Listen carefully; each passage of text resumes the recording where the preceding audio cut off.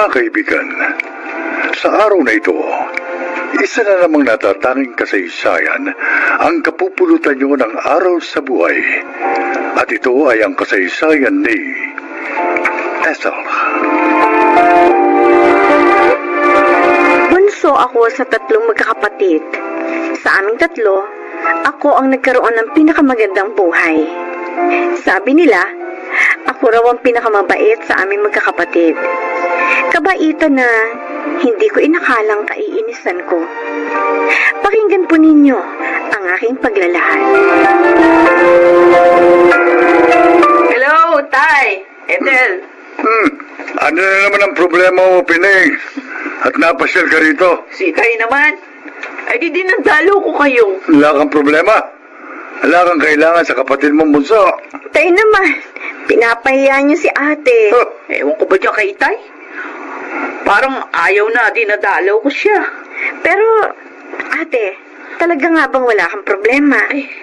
Kasi Ethel, wala na kaming pangangailangan sa bahay.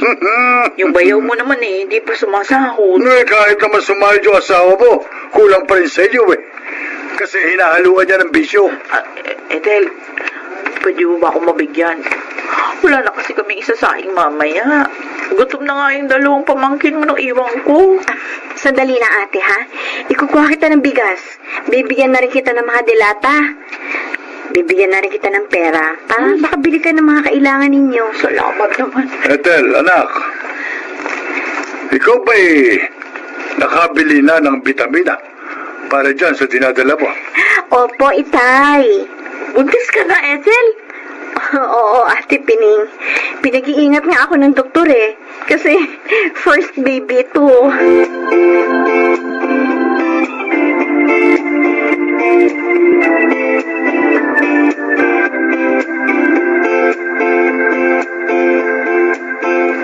Kuya Drigo, napasyal ka? Oh, saan ka ba galing, Pining? Kanina pa ako rito Dumaskarte. Wala na kaming pangangailangan dito sa bahay. Alam ko na kung saan ka galing, ha? Kina Ethel, no? Wala naman ako ibang malalapitan. Dahil sa kapatid ng asawa ko, tiyak na bubungangaan lang kami noon. Paano bungangera yun? Kumusta naman si Ethel? Syempre, maayos pa rin. Maganda naman yung kita nila mag-asawa.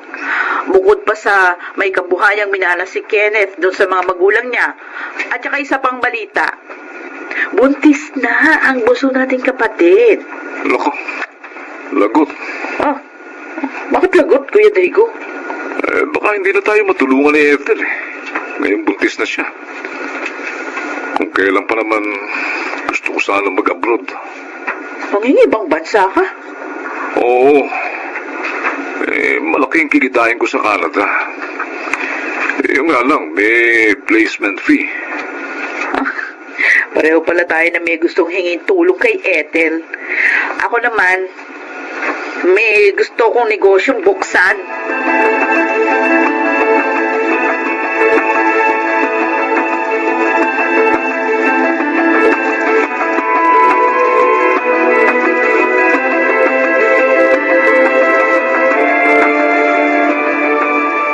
Kumusta ang trabaho mo, Han? Okay naman, Han. Ano kaya kung tumigil ka na sa pagtatrabaho? Ha? Pero Kenneth, maliit pa lang naman ang tiyan ko At saka hindi naman ako nahihirapan. Nag-aalala kasi ako sa magiging baby natin. Malaki na naman ang ipon natin At ang kita ko naman, sobra pa sa mga pangangailangan natin. Kaya naisip ko, magpahinga ka na lang dito sa bahay. Kung pwede sana. At saka na lang ako hihinto sa trabaho. Pag malaki na yung tiyan ko, iingatan ko naman ang baby natin Promise.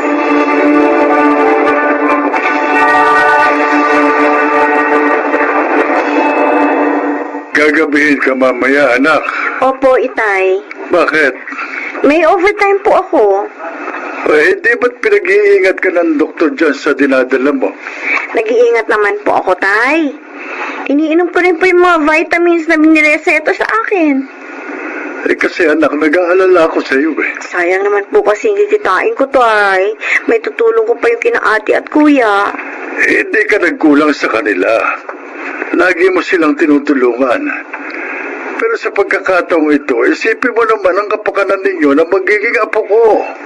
Kawawa naman po kasi sila eh. Pero hayaan niyo po. Kapag naramdaman ko na nahihirapan ako po mismo ang titigil sa trabaho ko.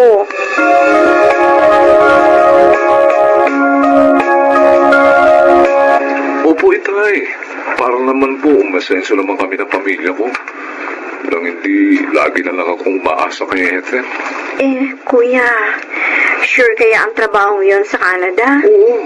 Kasi malaki ang placement fee. Oo nga. Kapag naloko ka, sayang ang malaking halagang hinihiram mo dito sa kapatid mo. Hindi ho, peke, itay. Huwag naman ho sana kayo negatibong mag-isip. Sige, kuya. Ha? Tutulungan kita. Maraming salamat, Ethel. Ang bait po talaga.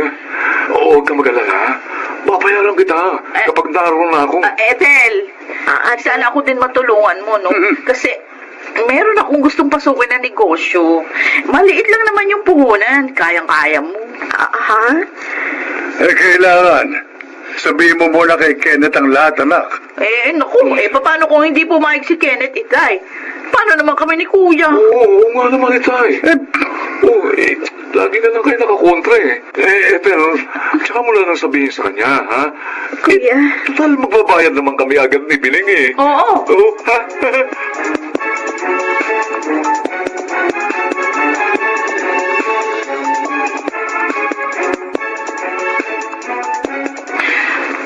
Bining, Kuya, kumusta ang business mo? ako, mahina pa. Ha? Pero pasasaan ba't lalakas din ang kita ko dito? Oo. Tulad nung nangyari doon sa iba kong kaibigan. Gusto ko nga magpadagdag ng puhunan kay Ethel. Ha? Oo, Uy, bakit naman? Mahina pa naman ka mo negosyo mo. para makabili pa ako ng iba pang produkto. Baka sakaling mas malaki yung kitain ko sa mga bibiling ko. Oo nga. O ikaw, anong balita sa pangingibang bansa mo? Naku. Kailan ba alis mo? Ha? May problema nga akong Bining eh. Anong problema? Ilang linggo na kasing hindi nagpapakita sa amin ng mga kasama ko yung taong kausap namin. Ano? Bakit ganun? Sabi marami lang daw inaasikaso. Pero ang problema na ibigay na namin sa kanya yung pera namin. Kaya dapat asikasuhin din niya kami. O, dapat nga. Kaso pinaghihintay kami. Noon, minamadali kami makabayad. Ngayon naman bayad na kami. Pinaghihintay naman kami. Kung nagagalit na nga kami ng mga kasama ko eh.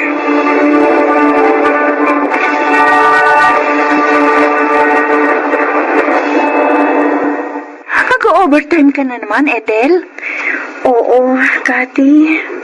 Kailangan kumita ng husto eh. Naku, kung talaga, oo. Pinapagod mo ng gusto yung sarili mo. Buntis ka ba naman? Kasi gusto ko, bago pa malaman ni Kenneth, na ibalik ko na yung perang kinuha ko sa bank account namin ni Kenneth.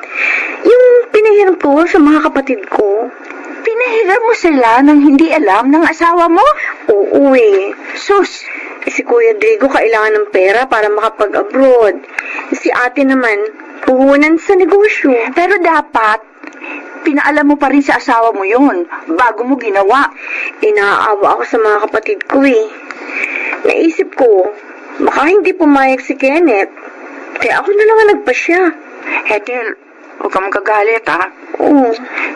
Hindi mo ba naiisip na baka naman inaabuso ka na? Ay, minsan, naisip ko rin yun. Kaya lang, ewan ko ba... Aray, O bakit? Hoy! Ano nangyayari sa'yo? sumakit. Bakit mo hinawakan ang puso mo? Sakit, biglang sumakit ang puso ko. Ayos ko! Mabuti pa! Magpahinga ka muna! Huwag ka na lang mag-overtime ngayon! Lalim tumitindi ang sakit ko. Teka! Sandali! Dadali lang sa klinik! Teka! Parang may lumalabas sa puwerto ko. My God! Ethel! Dinudugo ka! Hindi! Ang baby ko! Hindi!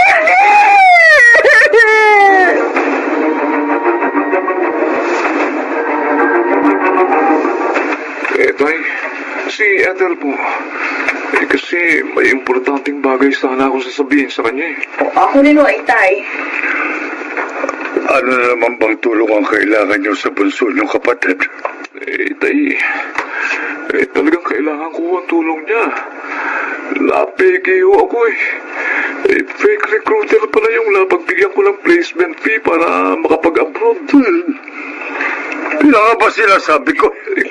Kami ho na mga kasama ko lalo. Itay, ako naman o isa na gusto kong magpadagdag ng puhunan doon sa negosyong binuksan ko. Ni wala man lang pala sa inyo ang nakaalam sa nangyayari sa bunso niyong kapatid.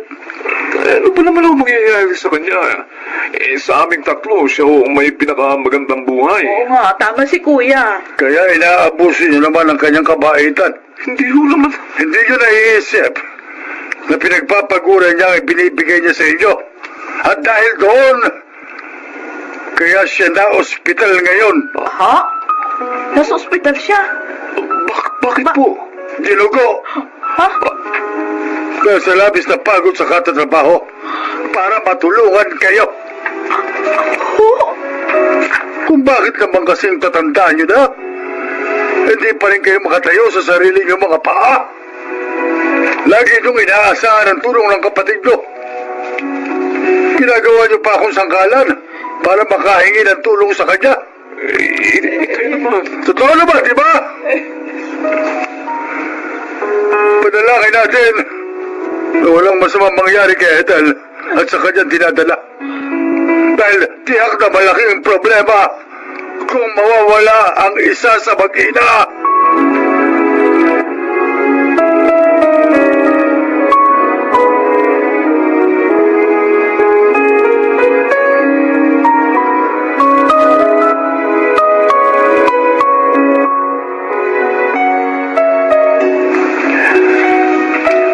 Kumusta na ang pakiramdam mo, Han? Sorry. Kasalanan ko. Kaya muntik na mawala sa atin ang baby natin. I'm sorry. Huwag ka nang umiyak. Baka kung paano pa kayo ng dinadala mo. Magpasalamat tayo sa Diyos. At kapwa kayo nakaligtas sa pangyayaring yun. Tama ka. At ngayon, may pagkakataon na akong ituwid ang mga pagkakamali ko. Ethel, Nagre-resign na ako sa trabaho ko para maingatan ang baby natin. paano ang mga kapatid mo? Natulungan ko na sila at sobra na yun. Panahon na parang pamilya naman natin ang asikasuhin ko. Alam mo, naiinis nga ako sa sarili ko eh. Dahil masyado akong naging mabait at mapagbigay sa kanila. Kaya inabuso nila ako.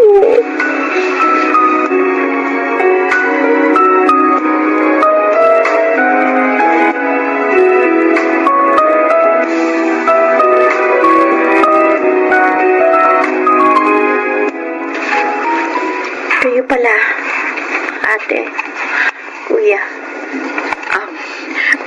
Sinadya namin dito ka na sa bahay dalawin, Ethel, para makausap ka ng gusto. Nabanggit na sa akin, Itay, ang kailangan ninyo. Sinabi raw ninyo yun noong una kayo magpunta rito. Totoo yun. Pero, iba na ngayon, Ethel. Natauhan na kami sa mga nagawa naming mali sa'yo. Tama si Kuya Rodrigo, Ethel.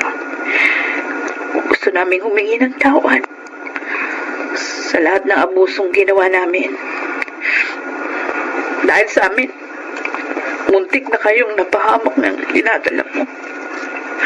Patawarin mo sana kami, Ethel. Totoo ba ang naririnig ko, ate? Kuya? Oo, totoo. Mula ngayon, magsisikap na kami ni Kuya. At hindi ka na namin aabusuhin. Palalaguin ko yung business na sinimulan ko. At ako naman, Ethel, may trabaho na ako. Doon ko na lang kukunin yung panghulog ko sa perang nahiram ko sa'yo. Pasensya ka na. Napiki kasi ako, hindi ko naman gusto yun eh. Kaya patawarin mo sana ako, ha? Kapatid ko.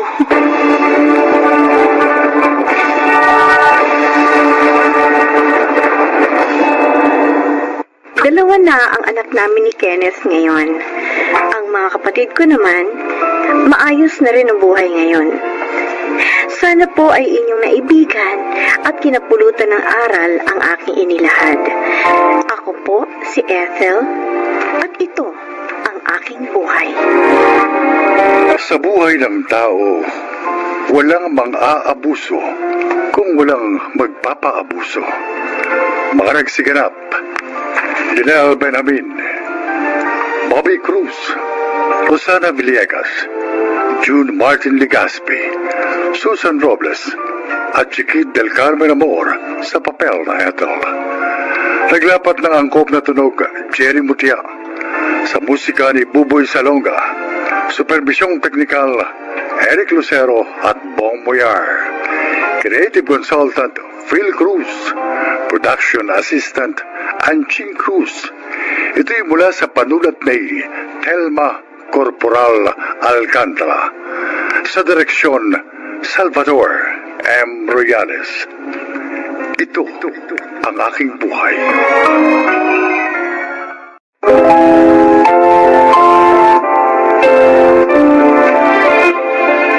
Magandang araw po mga giliw naming tagapakinig. Sa araw na ito, isa na namang natatanging kasaysayan ang inyong maririnig na kapupulutan ng aral sa buhay. At ito ay ilalahad ni Wilma. Maagang namatay si Daddy at mula noon, hindi na nag-asawa pa si Mami. Kaya lumaki akong walang kapatid at lubos ang pagmamahal ko kay Mami. Ganon din siya sa akin. Lahat ay ginawa niya. Maabot ko lang ang aking pangarap. At yun ay ang maging ganap na doktora. Pakinggan po ninyo ang aking paglalahad. Mang Lando, good morning po. Ay, good morning din. Good morning din po, Doktora. Magandang umaga po, Doktora Wilma. Ay, Arjo, i-check ko lang ang tatay mo, ha? Opo, sige po. Kumusta po ang pakiramdam nyo sa buong nagdaang araw, Mang Lando? Ay, maayos naman, Doktora. Okay, ang puso po. Maayos din naman, Doktora. Hindi na tulad nung bago niyo operahan ang puso ko. Normal din po yung blood pressure nyo. Kaya, pwede ko na kayong i-discharge ngayon. Oo. Bakit ho parang hindi kayo masaya? Masaya po kami ni Itay, Doktora Wilma. Alam mong problema lang po dahil hanggang ngayon, malaki pang kulang namin sa pambayad sa ospital at maging sa inyo po. Wala na kayong aalalahanin doon. Dahil ang foundation na sponsor nyo, ang kausap na ng ospital. Oo, sila na yung magbabayad dito. Ako naman, binigyan ko kayo ng 50% discount. Kaya na-cover na rin yun ng inyong sponsor. Ganun po ba? Salamat po, Doktora. Iniligtas niyo na ang buhay ko. Pati sa bayad sa inyo tinulungan niyo pa rin kami. Ang Panginoong Diyos po ang tunay na nagligtas sa inyong buhay, Mang Lando. Naging kasangkapan lang po ako. Dahil siya po ang tunay na may-ari ng ating buhay. Kaya sa kanya po tayo dapat magpasalamat. Maraming salamat pa rin, Doktora. Oo nga. Napakabuti niyo. Hindi po namin ito makakalimutan.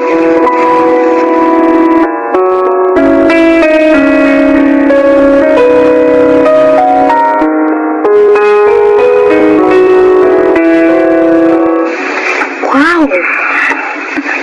Mami, inilabas mo sa bangko ang mga magaganda mong alahas? Anong okasyon? At kinuha niyong mga yan? Wala naman. Ang gusto ko lang na ibigay na ito sa'yo. Huh? O para ikaw na ang personal na mag-ingat. Bakit? Bakit ako, Mami? Para namang ipinamamanan niyo na sa akin ang mga yan eh. Di ba mahal na mahal yung mga yan? Sabi niyo pa nga, iiwan niyo lang sa akin yan kapag kayo'y wala na. Mas mahal kita kaysa sa mga ito, anak. Oh, Kaya naisip ko, ibigay na sa iyo mga ito habang buhay pa ako. Para makita ko ang mga ngiti sa iyong labi habang tinatanggap ang mga ito. toho, Mami. Sobra naman akong na-touch. Maraming salamat po. Pangako, iingatan ko ang mga ito dahil alaala niyo ito sa akin.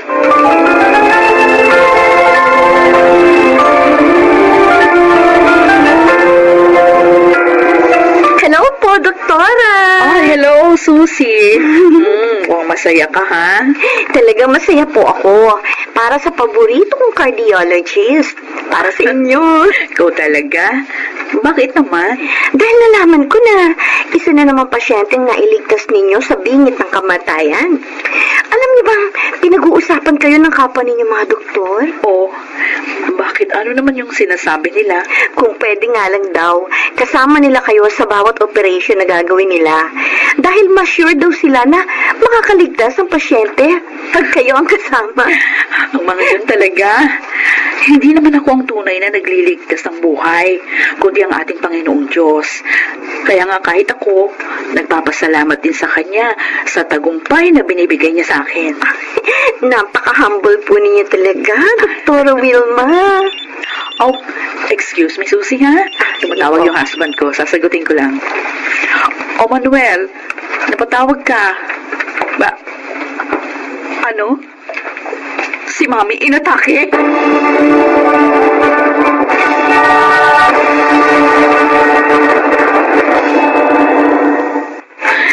Wilma, narito na kami. Manuel, ano ba nangyari?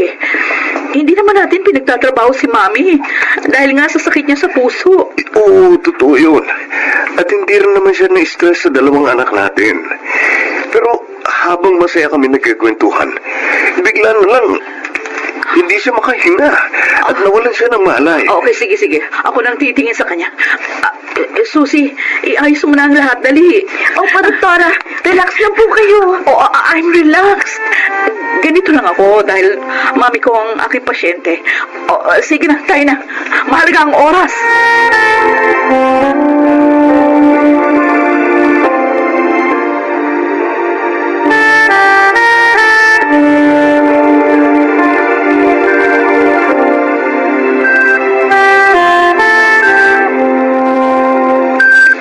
Wilma, Mami, nandito ako.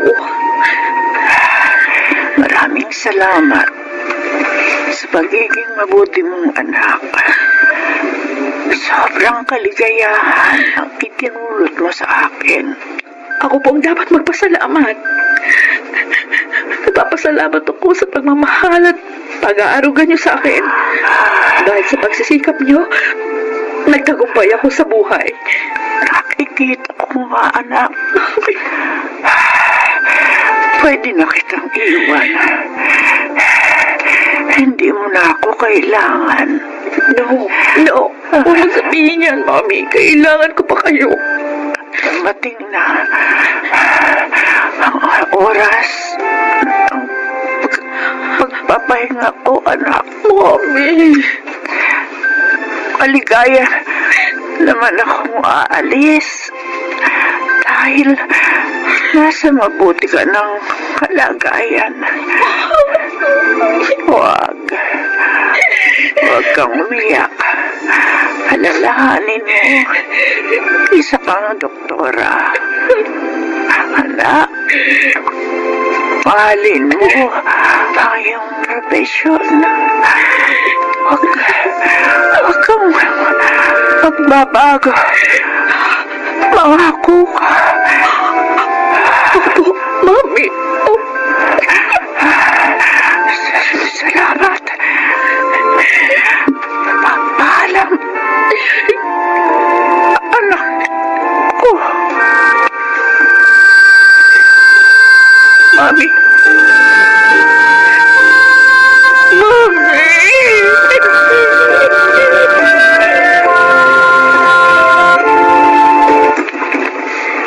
po, Oh. Sir Manuel.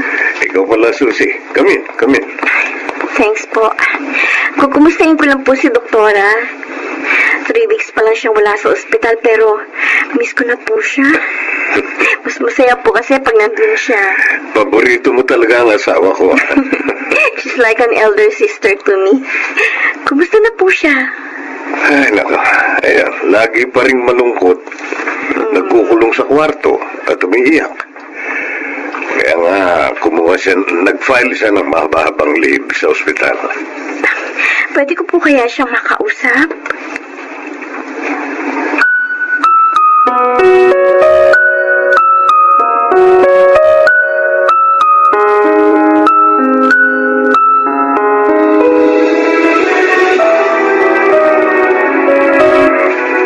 May bisita ka.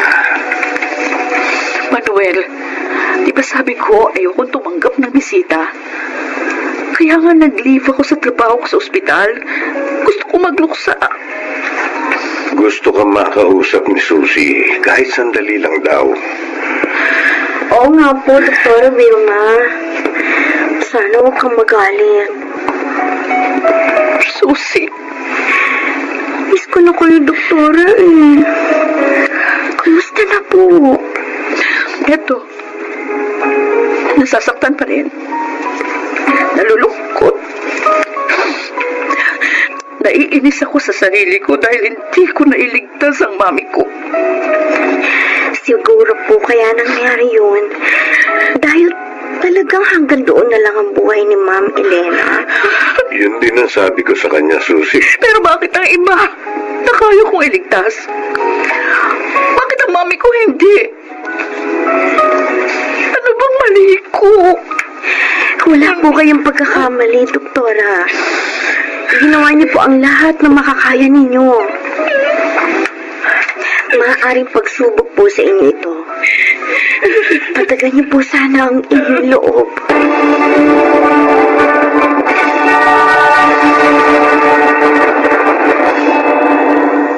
Masarap itong dala kong ulam, di po ba, Itay? Oo nga, Joanna.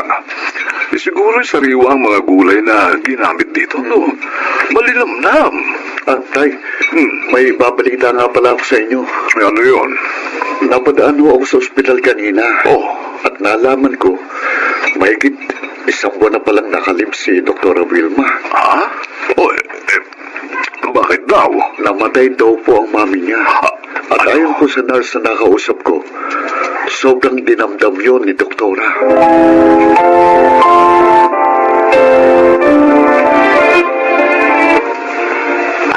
Mang Lando, kayo palang bisita ko. Nabalitaan po namin ang nangyari. Kaya inalam ko po ang inyong tirahan para makita ho kayo. Nakikiramay po kami, Dr. Wilma. Salamat ho. Kailan naman po kayo babalik sa ospital? Ewan ko ho, hindi ko pa alam. Hindi ko pa rin kasi kaya hanggang ngayon. Huwag sana kayong magagalit sa akin, Doktora, no? Gusto ko lang po kayong paalalahanan. Nailigtas po ninyo kaming mga pasyente ninyo dahil ayaw pa kaming kunin ng Diyos. At ang mami ninyo, siya po ang ibig na papagpahingahin na ng Diyos sa paglalakbay dito sa buhay. Binigo niya ako. Sa mami ko pa. Bakit siya ganon? Naunawaan ko po kayo. Tulad namin, tao rin kayo na may kahinaan. Pero ang Diyos po, ang tunay na may-ari sa ating buhay. Wala po tayong karapatang sumbatan siya. Dapat nga po ay magpasalamat kayo. Dahil kahit naiwan na po kayo ng inyong ina, abay, tagumpay na po kayo. Hindi po ba't napakalaking biyaya noon? Mang Lando, At hindi lahat ng tao nakakatanggap ng gayong biyaya.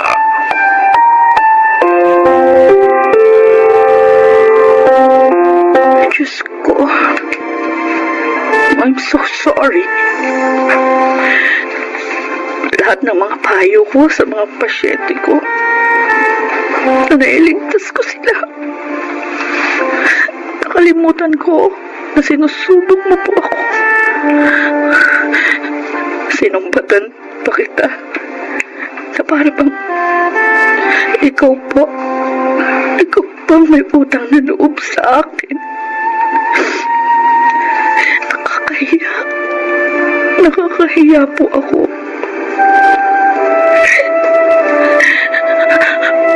Patawarin mo po ako, Diyos ko. Pangako po, hindi na mauulit yun.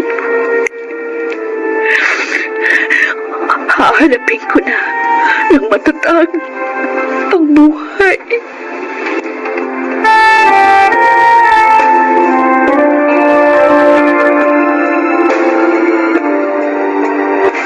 Han. Oh. Narito na tayo sa puntod ni Mami. Yes, Han. Ako nang maglalagay sa puntod niya nitong dala nating bulaklak. Are you sure you're okay? Yeah, don't worry. Mami, alam ko, hindi niyo na ako maririnig. Pero gusto ko pa rin sabihin, ang taus-puso kong pasasalamat sa inyo sa lahat-lahat. Thank you for your love, Mami. Ngayon, handa na akong bumalik sa aking propesyon. Tutuparin ko na po ang pangako ko sa inyo.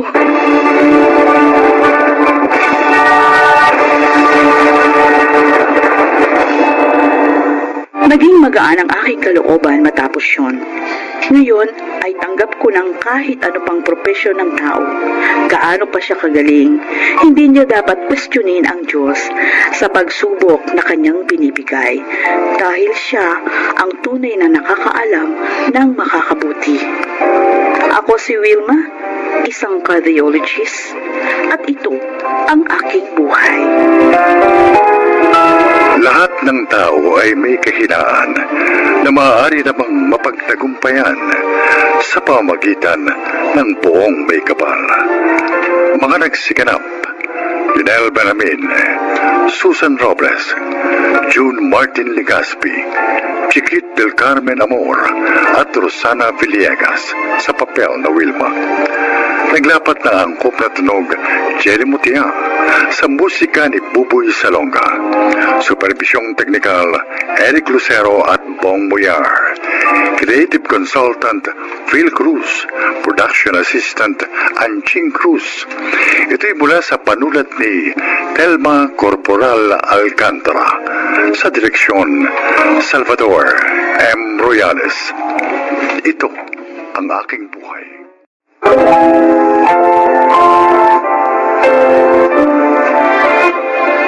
Mga kaibigan, sa araw na ito, inyong maririnig ang kwento ng isang estudyante na hindi sumuko sa buhay sa pag-abot ng kanyang mga pangarap para sa mga taong pinag-aalayan niya ng kanyang mga pagsisikap.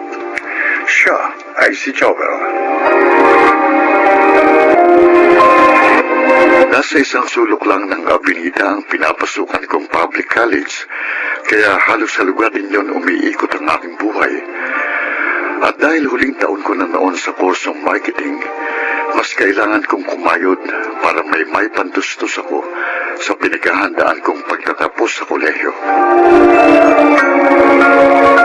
Miko! Tol!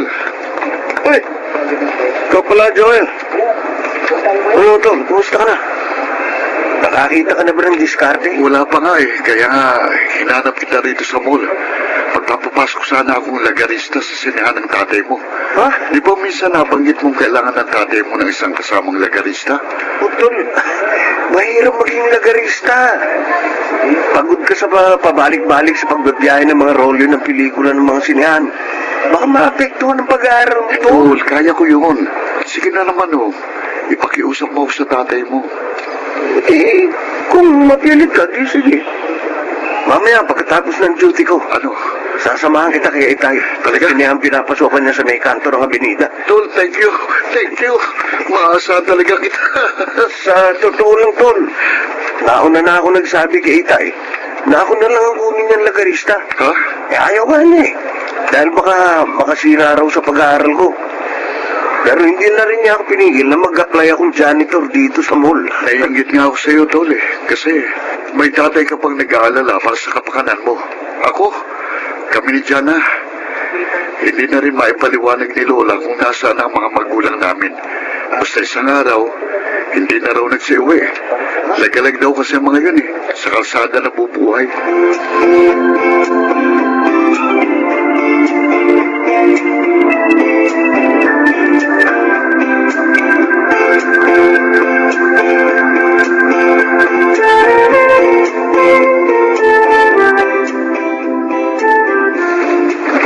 Lola! Lola! La! Tingnan niyo po kung ano itong mga dala ko. Oh, tingnan niyo. Isang plastic ng mga hitayan ng manok ah. At saka, ano ba yung nasa isa pang plastic na hawak mo? Pansit bihon ba yan? Abay, baka na, pakuluan na. Drumstick po ang tawag dito sa mga manok na nasa plastic, Lola. Tsaka, opo, pansit bihon nga po itong nasa isang plastic na napakuluan na. Eh, ang tanong, saan ba galing ang mga yan, ha? Yan na. May patakaran po kasi rin sa food chain na pinagtatrabahuan ko bilang crew. Kapag nalaglag na po sa flooring yung pagkain, kahit naka-plastic pa, ipinatatapon na po sa basurahan. Gaya po nitong mga drumstick na naka-plastic naman nang malaglag mula sa kinilalagyang cart. Ito naman pong pansit bihon, sumobra po ang oras sa pagkakaluto. Kaya ipinatatapon na rin talaga. Oh, pinatatapon na pala eh. Bakit dinala mo pa pauwi? Bawal po talaga yung ginawa ko, pero nangihinayang po ako sa mga pagkain dahil hindi naman narumihan eh. Kaya nakiusap po ako sa supervisor ko na iuuwi ko na lang para po may pagkain tayo. Buti na lang naunawaan po niya ako. Pero hindi na raw po yung pupwede sa susunod dahil bawal nga talaga. Ay, nako. Sa katulad nating mahirap lamang, meron pa bang bawal-bawal? Ang mabuti pa, akin ang lahat yung mga pagkain na yan at nang mailuto na. Ipiprito ko yung mga manok at yung bihon. Titimplahan ko ng masarap na sabaw.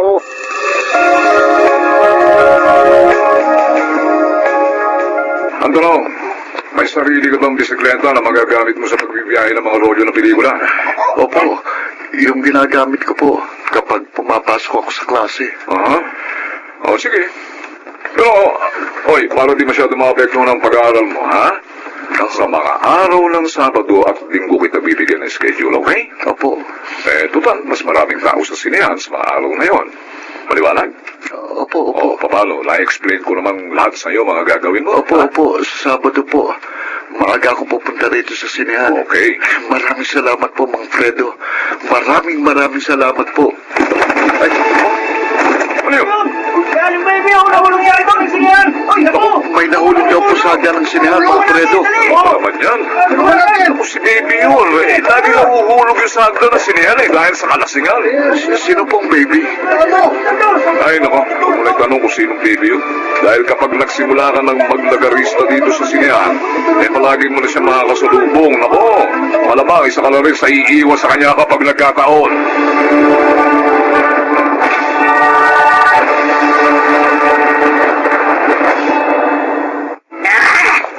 Bullshit yung mga tao sa sinihan. Walang kwenta. Oh, Kalahin mo, nakita nila ako nahulog sa hagdan. Wala man lang isang tumulong. Pero, uy, Pinata, oh. salamat dito sa Band-Aid ha. na nilagay mo sa sugat ko sa noo. Okay ka.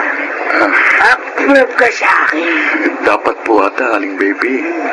Kapag nakainom kayo, pumirmi na lang kayo sa banyo para makaiwas din po kayo sa disgrasya. Ay! Ano ka ba? Dito, bahay ko, kasinihan. Dito ako nakatira, ha?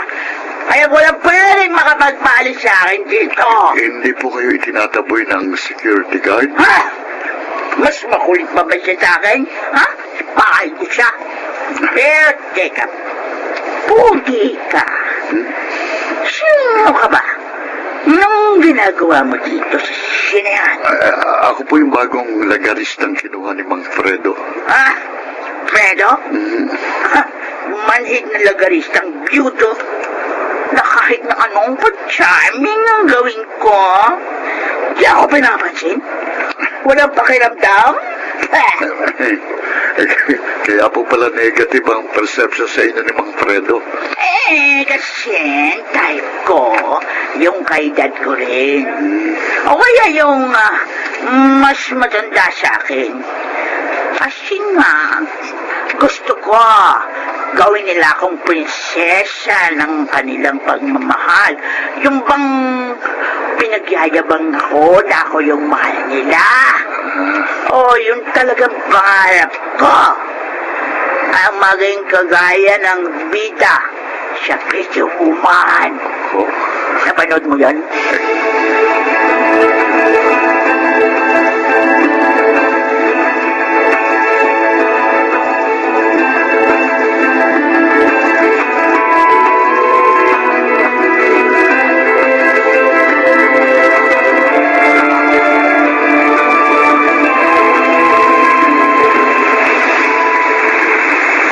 Lola, nakikita niyo po yung siniyang yon?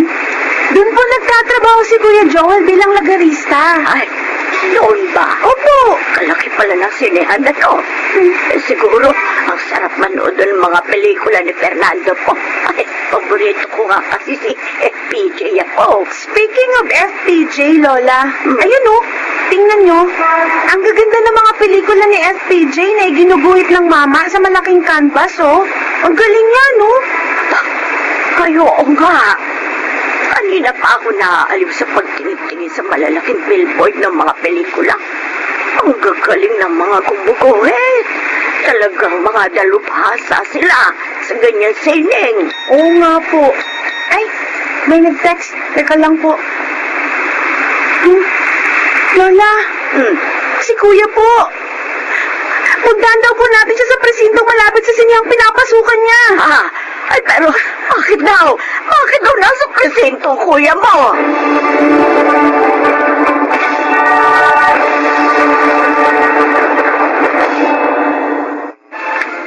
Alalang-alala ako sa iyo. Nag-index sa akin ni Miko na nabuntol ka raw ng isang van na nawala ng preno sa isang pagliko sa Avenida. Buti na nga lang, Paul. Yung bisikleta mo lang ang nagkasira-sira. Oo, nakatanong kasi kagad ako mula sa bisikleta. Nang makita kong sa direksyon ko patumbok ang van. Mahalaga, gas-gas lang yung mga inabot mo. Oo. Kapalitan pa ng bago yung bisikleta mo. Buti naman, mabait din naman yung may-ari ng van na nakadisgrasya sa'yo. Hindi tinakasan ng pananagutan niya. Ang good news pa ron, Tol. Tuloy pa rin ang paglalagari mo sa mga sinihan ng mga role ng pelikula. Oy, kayong dalawa ha? Dahil kayo ay mga graduating student, ha? Mag-iingat kayo. Ay, Kasabihang malapit daw sa disgrasya, mga malapit nang magtapos sa kolehiyo. naniniwala kayo ron, Tay? O bakit mas mapapaniwala? Aba, mahalaga sa akin makatapos kayo lang maluwalhati sa mga kurso ninyo. Ang gusto ko, pareho ko kayong makita na aakyat sa entablado. Dahil ang tagumpay nyo, tagumpay ko rin.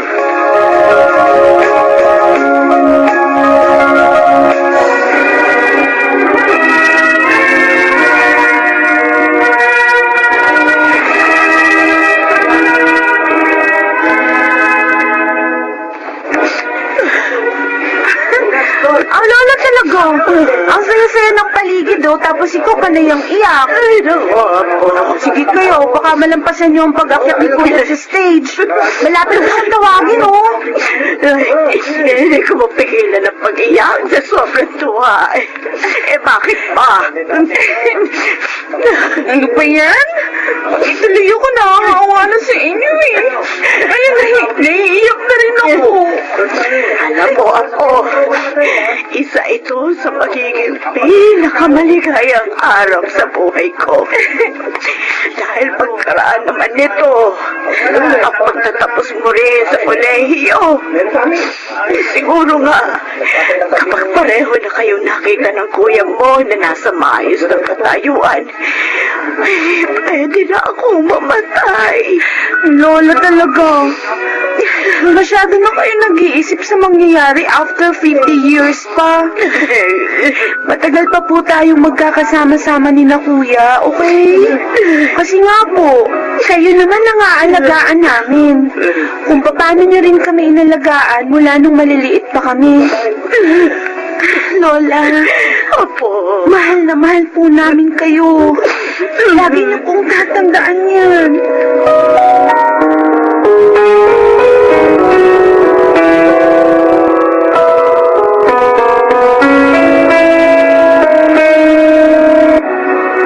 Joel! Ay, uy! Aling baby, kumusta na po kayo? Gusto ko lang magpasalamat kasi ito sa binigay niyong birthday cake ni Miko sa akin. Nung sumweldo kayo sa trabaho niyo. Naku, di niyo alam kung gaano kalaking kaligayahan ang naramdaman ko ng araw na yon. Abay, sa buong buhay ko. Noon lang ako nakatanggap ng cake sa araw ng birthday ko.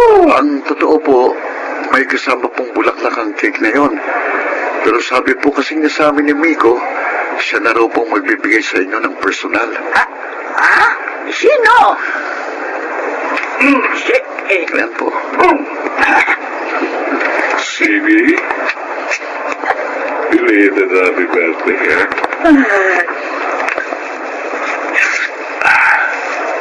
Habol pa ba mga bulaklak na ito?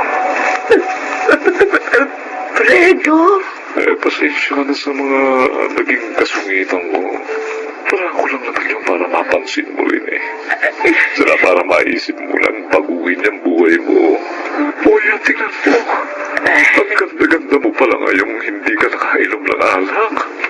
Kasi huminto na ako sa pag-inom ng alak. Ako, salamat. Ay, wala namang nababago sa buhay ko eh. Lalo pang napapasama.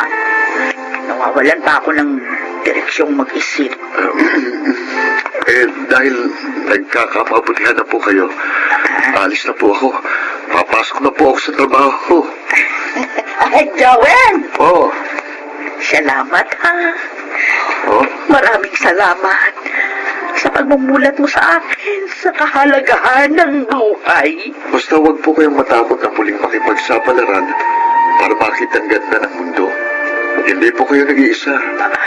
Marami po kami nagmamahal sa inyo. Oh, Di po ba, Mang Fredo? Oo naman.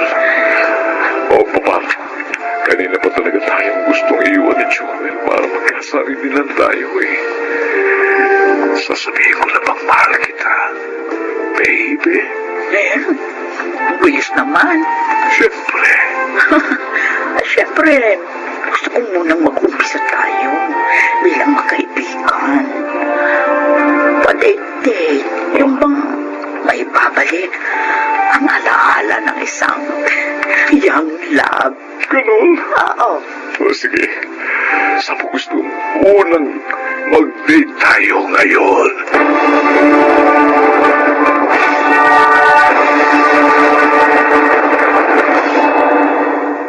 Ilang mahabang taon na rin mula nang makatapos ako sa kolehiyo hanggang sa nagkaroon ng matatag na trabaho sa isang marketing department ng isang kilalang supermarket. At pinupuno pa rin ng galak ang puso ko kapag nagagawi ako sa Avenida. Ang lugar na naging kanlungan ng aking mga pangarap. Ang lugar kung saan nakilala ko mga taong nagdugtong sa aking mga pangarap. Napapangiti pa rin ako kapag naaalala kong isang dating mahirap pero masayang buhay ng isang lagarista. 10 ng mga lumang pelikulang mahuhusay na iginuguhit sa malalaking canvas sa bawat panulungan ng lugar. Ako po si Joel at ito ang aking buhay. May katapusan ang mga lungkot ng buhay. Kailangan lang nating umangkop sa lahat ng hamon. Huwag sumuko. Harapin ang mga pagsubok. Mga nagsingalaw, Junel Banamin, June Legaspi, Jenaline de la Cruz, Chiquit del Carmen Amor, Rosana Villegas, at Phil Cruz sa papel na Joel. Naglapat ng angkop na tunog, Jero Putia, sa musika Buboy Salonga, supervisyong teknikal Eric Lucero at Bong Mayar, creative consultant Phil Cruz, production assistant Anching Cruz. Ito'y mula sa panulat ni Sel Barlam, sa direksyon June Martin Legaspi at Maynard Landicho Jr. Ito ang aking buhay.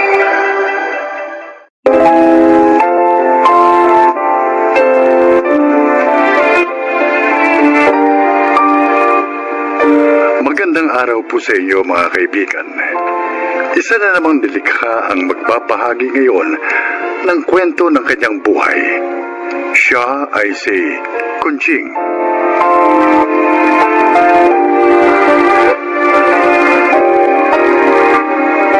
Ako po ay 60 taong gulang at naninirahan sa Bulacan.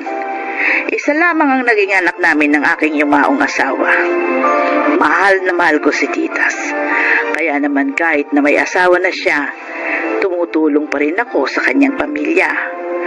Ngunit ang masakit, pumanaw si Titas at ang kanyang kabiyak nung lumubog ang barkong kanilang sinasakyan.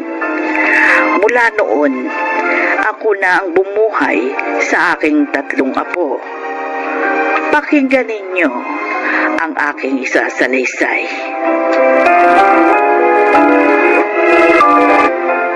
Lola, bakit nagtinda pa rin kayo ng isda? Sabi niyo po masakit ang ulo niyo. Kanina pa yun ako. Uminom na ako ng gamot sa sakit ng ulo. At saka, wala tayong panggastos, Blessy. Kailangan nyo ng baon. May project pa nga sa school tong Kuya Junior mo. Pasensya na po kayo, Lola. Dahil sa aming magkakapatid, nangihirapan po kayo. Hoy, Junior, apo ko kayo. Kayo ang alaala sa akin ng aking anak. At mahal ko kayo. Kaya hindi ko kayo magagawang pabayaan. Hayaan niyo po. Pag nakatapos po kami ng pag-aaral, kayo naman pong paglilingkuran namin. Totoo po yun, Lola Kunching. Hindi na po kayo mahihirapan. Salamat, Junior. Blessy, masaya ako sa naririnig kong yan sa inyo. Naku, tama na nga yung usapan na yan. Baka magkaiyakan pa tayo ng gusto. Oh, Blessy, kunin mo itong natirang mga isda. Ito ang iuulam natin. At susundin ko naman sa school si Neneng. Ngayon ang kuhaan ng card nila kailangan daw parents o guardian yung kukuha. Kaya ako nang pupunta. Bukas ka na lang sumundo sa kapatid mo.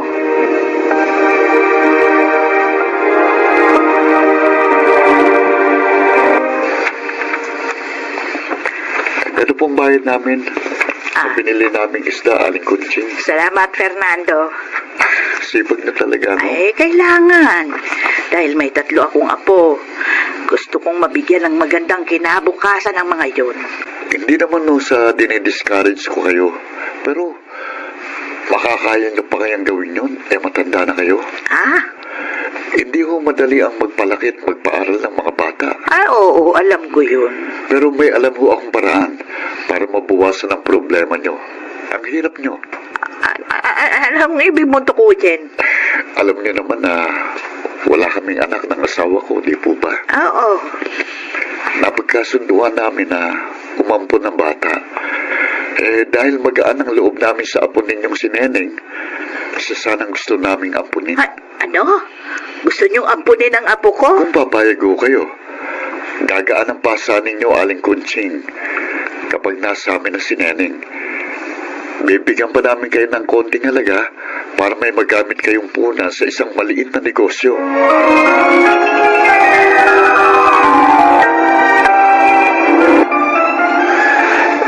Lola, please. Huwag po kayong pumayag. Huwag niyo po ipaampun si Neneng. Ayaw po namin magkahiwa-hiwalay kami magkakapatid. Mga apo, naikwento ko lamang sa inyo yung sinabi ni Fernando, pero hindi naman ako papayag. Hindi ko kayang mapalayo kayo sa akin. Hindi bali nang mahirapan ako sa pagtatrabaho. Maitaguyod ko lang kayo. Magtatrabaho din po ako, Lola. Maglilinis po ako ng mga sasakyan para makatulong sa inyo. Ano nangyari sa iyo, Kuya Junior? Bakit putok ang labi mo? Sinuntok ako ni Bobot. Yung siga doon sa carwash ni Mang Nato. Bakit? Ano bang kasalanan mo? Wala naman. Naiinis lang siya. Dahil sa akin nagpapalinis ng sasakyan yung mga mayayamang customer doon kanina. Lalo siyang nagalit nung binigyan ako ng malaking tip. Soba talaga yung bobot na yun. Yung gitero. Sabi nga ni Edong, lahat ng bago doon binubuli ni Bobot. Pag nalaman niya ni Lola, tiyak magagalit yun. Ay, talagang magagalit ako. Lola? Barangay natin yan. Alam niya, bobot na yon. Masyado siya. Porket bayat ka, kinakaya-kaya ka.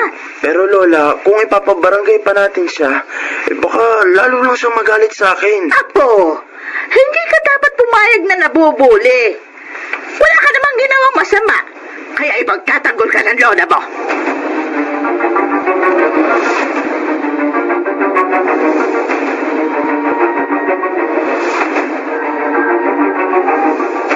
Oh, Blessy.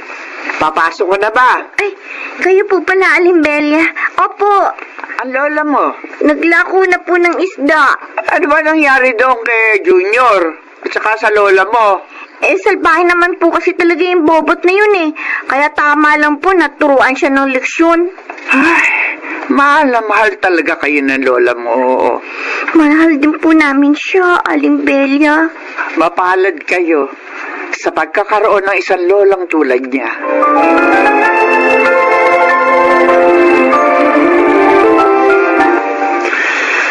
Kamusta na si Neneng, Blessy? Hindi pa rin bumababa ang lagnat niya, kuya. Dapat kasi kagabi pa sinabi mo na yan kay Lola. Hindi ko naman alam na nilalagnat siya eh. Kanina ko lang nalaman. Kasi kanina lang siya nagsabi sa akin. Napainom mo na ba siya ng gamot sa lagnat? Oo, 2 beses na. Pero, nilagnat pa rin siya eh. Bakit kaya? Tapos kuya, ninapansin pa ako sa kanya. Ano yun? Ang dami niyang rashes. Ha? Naku, sana dumating na si Lola para madala na sa doktor ang kapatid natin. Para malaman natin kung anong sakit niya.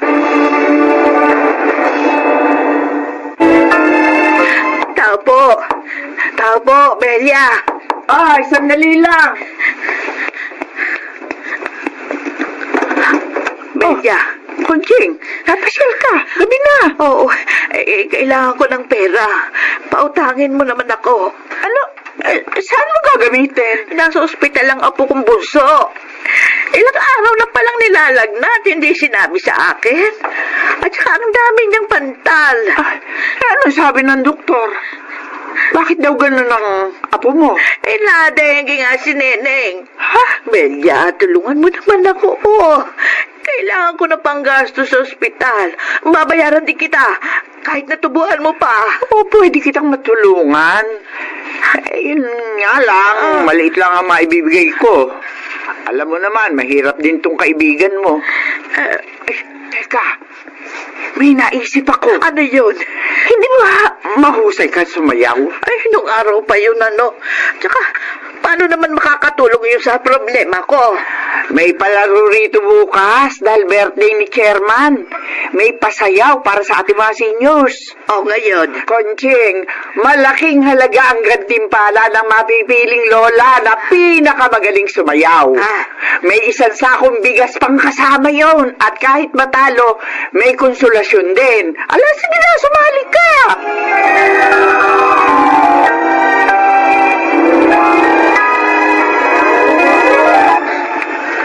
Ngayon naman, ang susunod nating dalahok ay si Aling Kunching. Palakpakan natin! Oh, magandang gabi, Aling Konching. Magandang gabi rin po, Chairman Manuel. Mahilig ka ba talagang sumayaw? Ay, ang totoo po, nung araw pa yun, matagal na akong hindi nagsasayaw. Naku, busy lang ako nitong aking kaibigang sumali dito. Bakit naman kayo sumali dito? Ay, magtatapat na po ako sa inyo, no? Kailangan ko po ng pera. Nadenggi po ang aking apo at kasalukuyang nasa ospital. Kung ganun, ito pala sayaw para kay Apo. Oo. Ay, sige. Good luck, Aling Konching. Palakpakan natin si Lola Konching sa kanyang sayaw para kay Apo.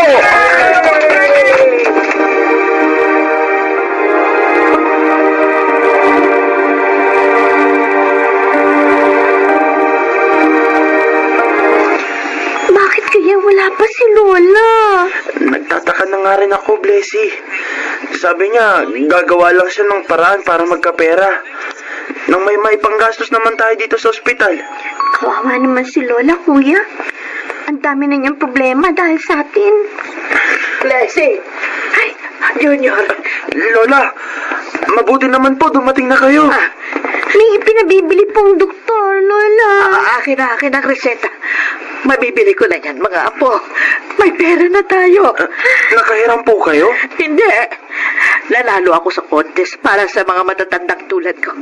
Ako ang napiling pinakamahusay sumayaw.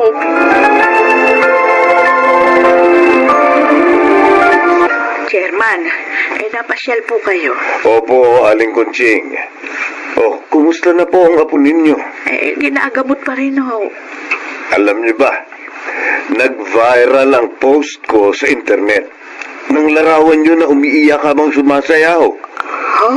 Naantig ang marami sa kwento niyo na isinulat ko doon. Kaya maraming nagpadala ng tulong sa inyo. Totoo po. Oo. Kaya hindi niyo na problema ang pagpapagamot sa inyong apo. Pati pag-aaral nila. May sasagot na rin. Ay, naku, salamat po, Diyos ko. Lutas na ang aking problema. Chairman, maraming salamat din po. Luha ng kagalakan ang dumaloy sa aking mga pisngi ng mga oras na yon nang dahil sa isang sayaw. Nalutas ang aking suliranin at nalubos ang aking kaligayahan. Kapiling ang aking mga apo.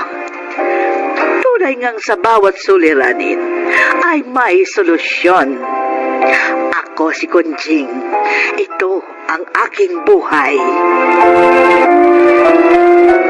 Mga nagsiganap, Rosana Villegas, Angelo Alcantara, Chiquit del Carmen Amor, Phil Cruz, Susan Robles, at Leonel Benjamin. Naglapat ng angkop na tunog, Jerry Mutia. Sa musika ni Buboy Salonga, supervisyong teknikal, Eric Lucero at Bong Muyar. Ito'y mula sa panulat ni Telma Corporal Alcantara. Creative Consultant Phil Cruz. Katulong sa produksyon Anjing Cruz. Sa direksyon Salvador M. Riales. Ito ang aking buhay.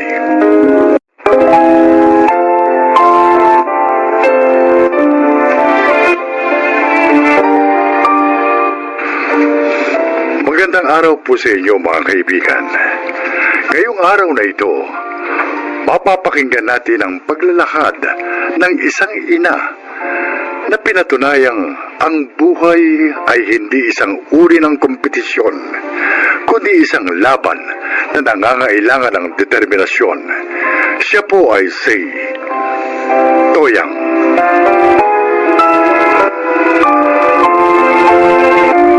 Dahil sa kahirapan, hindi ako nakapagtapos ng pag-aaral. At upang makatakas sa obligasyon sa pamilya namin noon, nag-asawa ako ng maaga. Ngunit totoo pala na kapag naging magulang ka na, na naisin mong huwag maranasan ng iyong mga anak ang pinagdaanan mong hirap.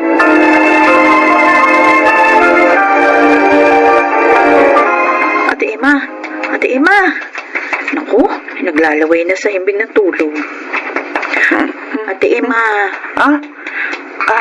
Tapos ko na ho kayang linisan ng kuko sa paa. Ay, pasensya ka na, Toyang, ha? Ay, nakatulog na ako. Ang gaan talaga ng kamay mo mag-pedicure. Kulay pula ko yung nail polish na ginamit ko. Bagay naman sa paa nyo kasi maputi. Meron ho ba kayong okasyon na pupuntahan? Ay, oo. Graduation ng panganay ko bukas. Ay, kaya pala. At, sandali. Eto ang bayad ko. Salamat ho. Eto, dagdag na yung 20 pesos. Naku. Tip ko na yan sa'yo. Salamat po rito. Ay, kukunti nga lang yan eh. Hayaan mo, kapag may trabaho ni si Myra ko, dadagdagan ko yan tip ko sa'yo. Ay, sure naman yun. Kasi ngayon pa nga lang, ay, nag-aagawa na mga kumpanya dyan sa panganay kong yan. Ay, talaga ho? Oo! Eh, sino ba naman ang hindi magkakandara pa sa kanya? Matalino, summa cum laude, tapos maganda pa. Pero yung kagandahan, eh, iba na yun eh. Kasi syempre, kanino pa ba naman magmamana? Oo nga naman. Oh, eh, ikaw, yung mga anak mo, naku, siguro kung nakapagtapos ka ng pag-aaral, tapos may maayos kang trabaho, ay baka mas maging maganda ang future ng mga anak mo. Eh, kasi mapapaaral mo sila sa mamahaling eskwelahan. Yan si Myra ko. Alam mo ba ang tuition niya kung magkano? Nako! Kulang ang 50,000. Sabi niyo nga ho yun. Nung unang beses niyo yung kinuwento sa akin, 30,000. At, ay, mali pala yung pagkakaalala ko noon, Toyang. Tapos, alam mo ba, ha, itong pangalawa ko si Alexander, Ay, naku, Ate Emma. Oh. Pasensya na ha. Magkwentuhan na lang ulit tayo kasi mag-aayos pa ako ng mga ititinda kong barbecue. ay, sige, Toyang. Ay, bukas nga pala, punta kayo rito ng mga anak mo, ha? Nang makatikim man lang kayo ng mga masasarap na pagkain. Eh, baka mamaya nauumay na yung mga anak mo sa isaw at balong-balunan. May lechon bukas.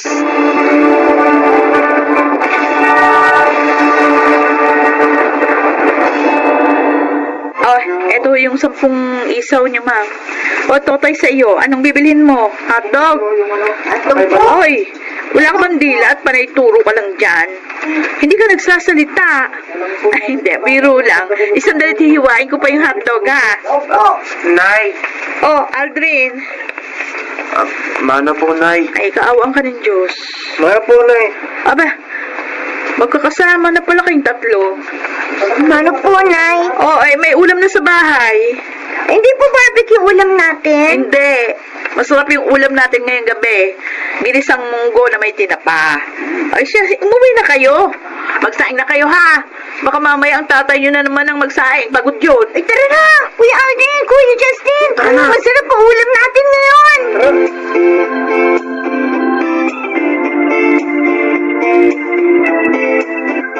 Yan, dito sa may balikat. Silin mo na konti. Oo, sige. Nangangalay talaga eh. Eh, paano hindi makangala eh? Katigas ng ulo mo.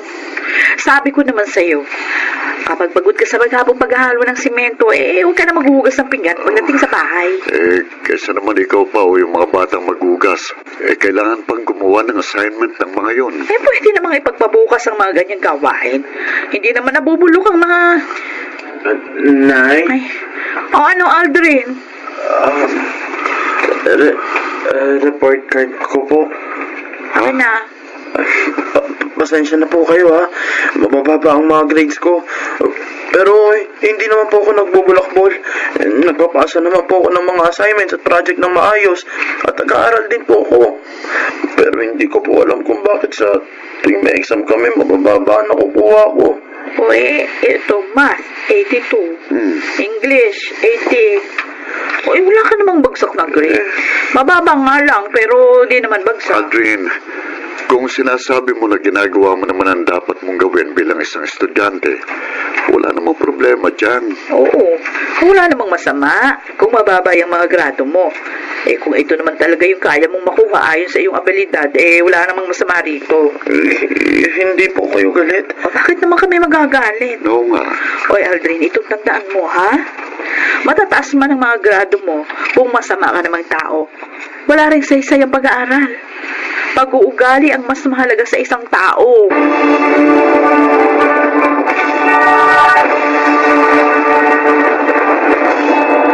Dado, buntis pa pala yung panganay na anak ni Ate Emma. Hindi ba kagagraduate lang noon? Ay, nung umakyat pala sa stage, buntis na. Naku, Malapit na nga mga anak eh. Kanina nakita ko, laki ng tiyan.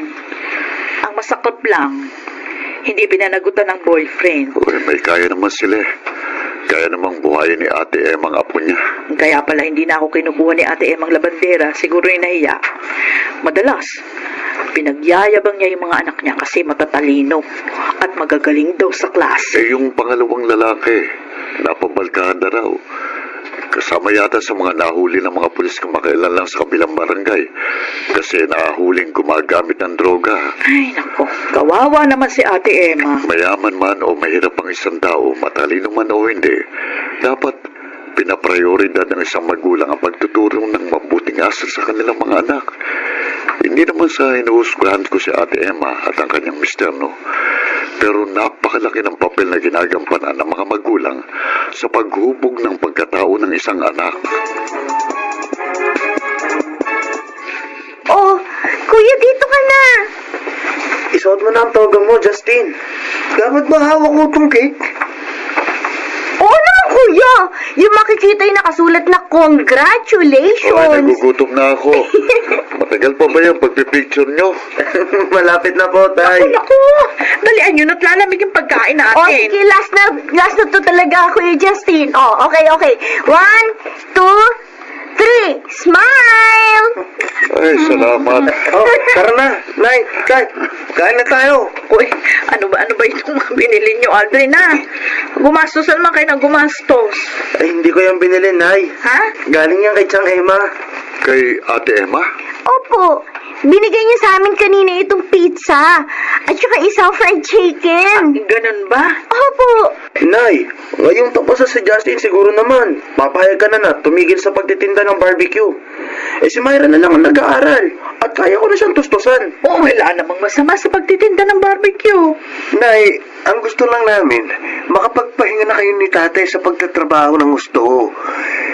Ilang taon din kayong nagpakahirap para lang makapagtapos kami. Oo nga naman po, Nay.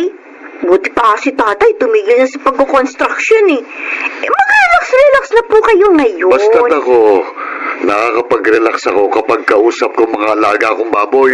Sinasabi niyo ba, Tay, na mas nare-relax kayong kausap ang mga baboy kaysa kausap si nanay?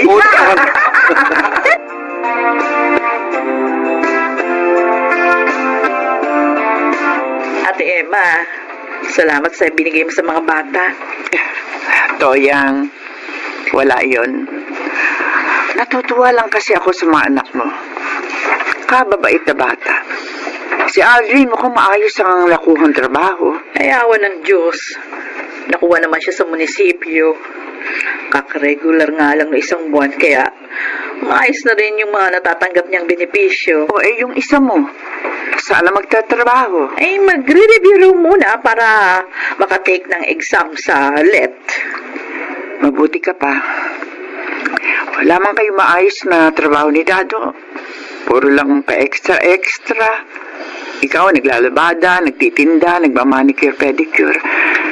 Pero napalaki nyo na maayos sa mga anak nyo. Nakakaingit kayong dalawa. Ako naman, tingnan mo. Matatalino naman sana yung mga anak ko. Pero, eto, parehong pasaway. Yung isa may anak na. Tamad pang maghanap ng trabaho. Umaasa na lamang sa amin ang daddy niya. Wala nang ginawa kundi mag-cellphone maghapon. Ano yung anak? Hindi na aalagaan na maayos. Yung pangalawa naman, ewan. Ayoko na sana sabihin pa eh. Itong pangatlo na lang ang inaasahan ko. Sana naman tumino at matuto na sa mga kapalpakan, mga kapatid niya. Alam mo kasi, Ate Emma, iba-ibang klase ng pagpalaki natin sa ating mga anak. Pero kailangan lang naman ng mga anak natin pagmamahal at pagdidisiplina. Dapat habang lumalakas sila, na itatanim natin sa kanilang mga puso at isip kung ano yung tama. Kapag nasanay silang gawin ng tama mula pagkabata, hindi nila yun makakalimutan hanggang sa kanilang pagtanda.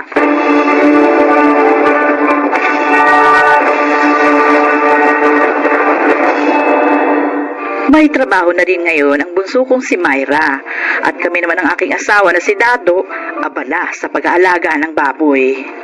Nakapagpatayo na rin kami ng bagong bahay.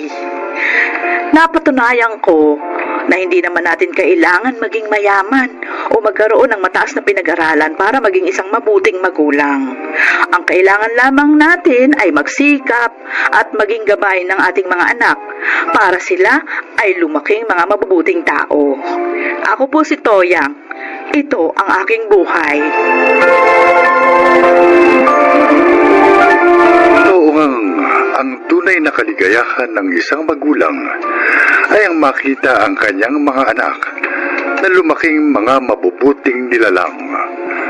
Mga nagsiganap, Angelo Alcantara, Lionel Benamin, Phil Cruz, si Kid Del Carmen Amor, Susan Robles, at Rosana Villegas sa papel na Toyang. Naglapat ng angkop na tunog, Jerry Mutiang, sa musika ni Buboy Salonga, supervisyong teknikal, Eric Lucero at Bong Moyar, creative consultant, Phil Cruz, production assistant, Anching Cruz. Ito'y mula sa panulat ni Rita Labaron, sa direksyon, Salvador M. Royales. Ito ang aking buhay.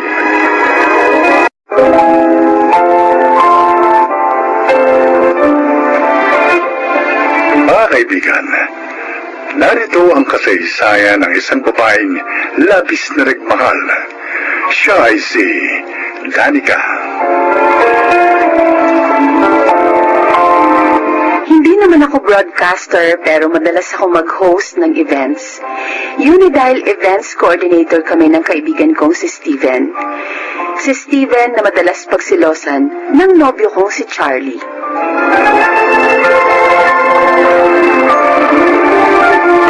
Akala ko pa naman napaka-importante ng dahilan mo at pinapunta mo ko dito sa inyo. Magpapasama ka lang palang mamili para sa boyfriend mo. Sige na naman, Steven. Alam mo namang ikaw lang ang gusto kong kasama sa mga lakaran eh. Because you are my BFF. Binola mo pa ako. Hindi Hindi bola yon. Totoo yung sinabi ko, no? 14 years na ang friendship natin. Third year high school pa lang ako, friends na tayo. Eh, bakit ba kailangan ipamili mo na naman si Charlie? Eh, uuwi siya sa probinsya nila. Kaya ibibila ko siya ng mga pasalubong para sa parents niya. Bili ka ng bili ng mga pasalubong sa parents niya. Hindi ka naman niya ipinakikilala sa mga yon. Dahil nga nasa province sila. But, nag-promise naman siya sa akin na pag lumuwas dito mga parents niya, ipapakilala niya na ako. Sige na. Samahan mo na ako para hindi naman ako mahirapan.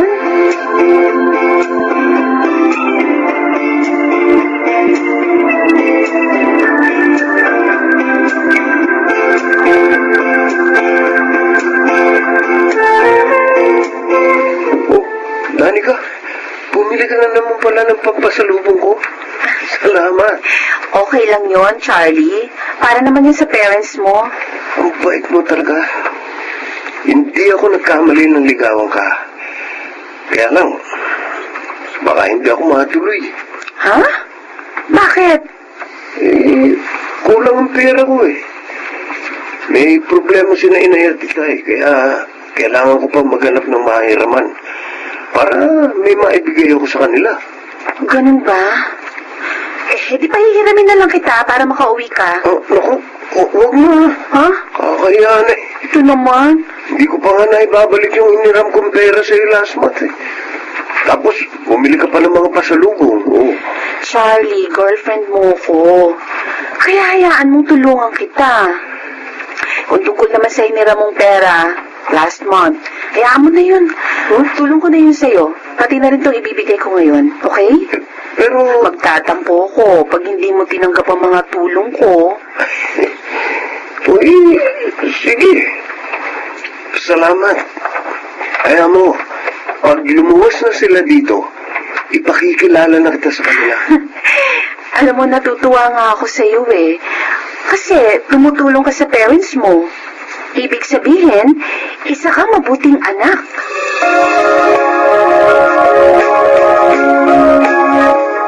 Nakita kong si Steven ang nagatid sa'yo kanina, anak. Bakit nakauwi na ba sa probinsya ang nobyo mo? Opo, Papa. Anak, ikaw ba'y seryoso na talaga sa lalaking yun? Oo naman po. Mabait si Charlie at isang mabuting anak. Paano mo naman natiyak yun? Sa mga kwento po niya sa akin, tumutulong po siya sa parents niya.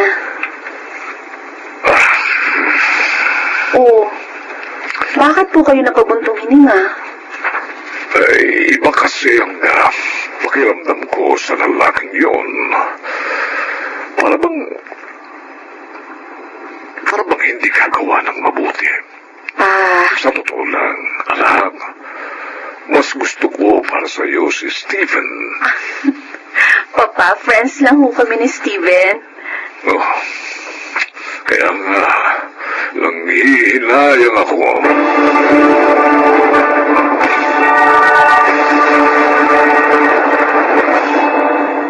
Yun ang gusto ng kausap ko, yung magbe-birthday. Sabi ko, okay. Kaya naman natin yun, di ba? Uy, Danica. Ano sabi mo, Steven? Naku, ang dami ko nang sinabi, wala ka palang naintindihan. Ano ba nangyayari sa'yo? Anong problema? Si Charlie kasi, Charlie na naman. 4 days simula nang umuwi siya sa probinsya pero hanggang ngayon, hindi man na siya nagte-text o tumatawag. Tinawagan mo ba siya? Sabi niya, hintayin ko raw ang tawag niya. Pero, nag-aalala na ako. Baka kung ano nangyari sa kanya, kaya hindi siya nakakapag-text o tawag sa Eh, akin. di tawagan mo nga siya. Pero dapat, huwag mong pabayaan ang trabaho natin, ha? Paano naman, hindi madismay ang kukuha sa atin. Kaya sana naman, Danica, ihiwalay mo sa trabaho ang problema mo kay Charlie. Pasensya na. Hayaan mo, hindi na mauulit ito. Concerned lang ako sa negosyo natin. Hindi ito dapat maapektuhan ang mga problema natin.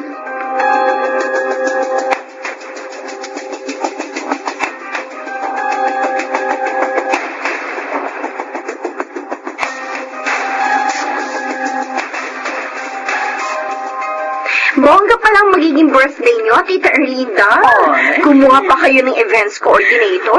Siyempre. Alam mo, pamangkin, minsan lang tayo magbe-birthday. Kaya dapat paghandaan. Pwede naman ako mag-host dito eh. Kaya ko po yun. Oh, thank you. Pero may nakuha na akong mga host. Ayaw namang magkaroon ng trabaho yung iba. Okay po, tita. Basta kung may pwede kami maitulong, sabihin lang po ninyo.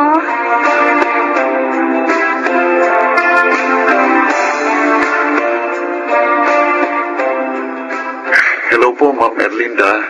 Happy birthday po. Oh, thank you, Steven. Siya nga po pala ang partner ko, yung host din, si Danica. Hello po, ma'am. Happy birthday. Thank you, Iha.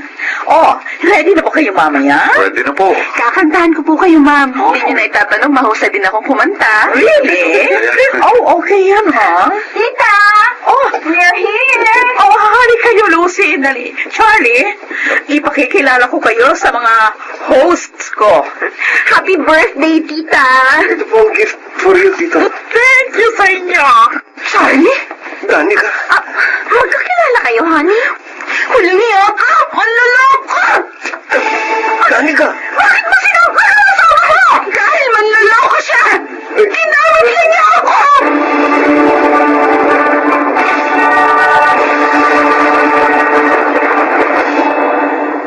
Niloko na niya ako, Papa. Inaasa. Nasa birthday pa ng kliyente namin. Ako pa nalaman ng lahat. Siya.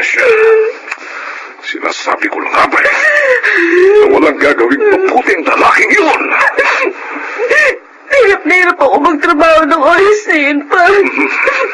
Kung wala si Steven, baka hindi ko na kayang tapusin ang pag-host ko. Masakit. Napakasakit. Oh, siya.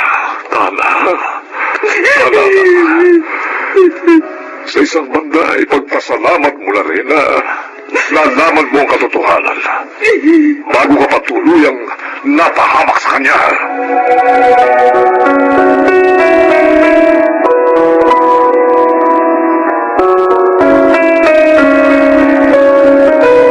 Ilang araw na kitang di nakikita eh.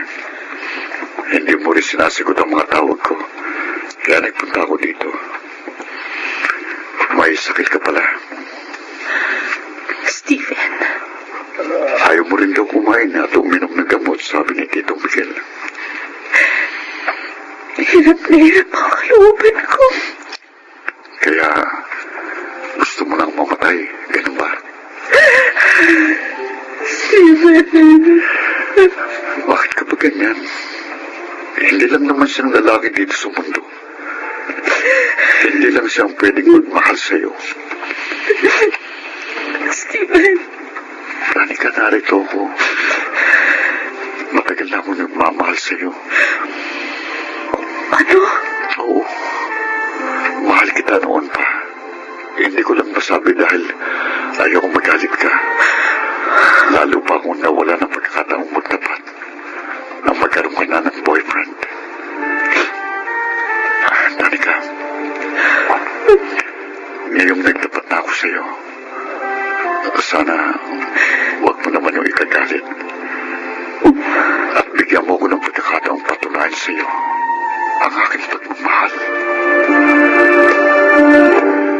Napagtapat ka na pala sa aking anak, Steven. Sinabi niya sa akin. Opo, Tito Miguel. Oo, yan totoo noon pa man. Halata ko lang may pagtingin ka sa kanya eh, ha? Ganun ho ba? Oy, nainip nga ako sa tagal mong magtapati, oh. Kasi po. Pero natutuwa ako, di ba? Obvious naman. Ha? At nagawa mo rin yun. Dahil talagang ikaw ang gusto ko, iho, para kay Danica. Salamat po. At naniniwala ako, ha? Na darating din ang panahon na tatanggapin ka niya.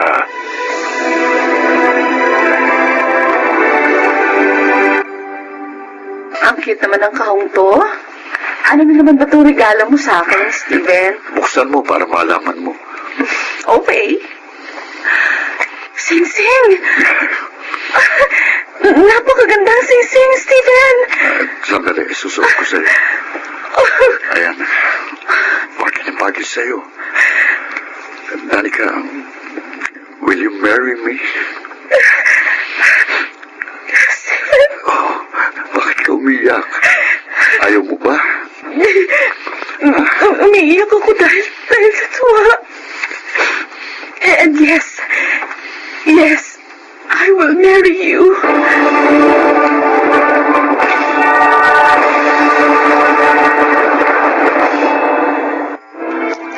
Kasal na kami ni Steven at may isang anak. Nasaktan man ako noon, maligaya naman na ako ngayon. Ako po si Danica at ito ang aking buhay.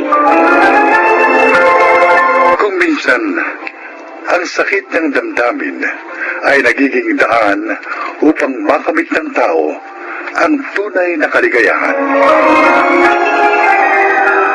Mga nagsiganap, June Martin Legaspi, Phil Cruz, Lionel Benamin, Chiquit del Carmen Amor, Rosana Villegas, at Jenaline de la Cruz sa papel na Danica. Naglapat ng angkop na tunog Jerry Butiang, sa musika Buboy Salonga, supervisyong teknikal Eric Lucero at Bong Biar, creative consultant Phil Cruz, production assistant Anching Cruz. Ito'y mula sa panulat ni Thelma Corporal Alcantara. Sa direksyon, June Martin Legaspi at Maynard Landicho Jr. Ito ang aking buhay.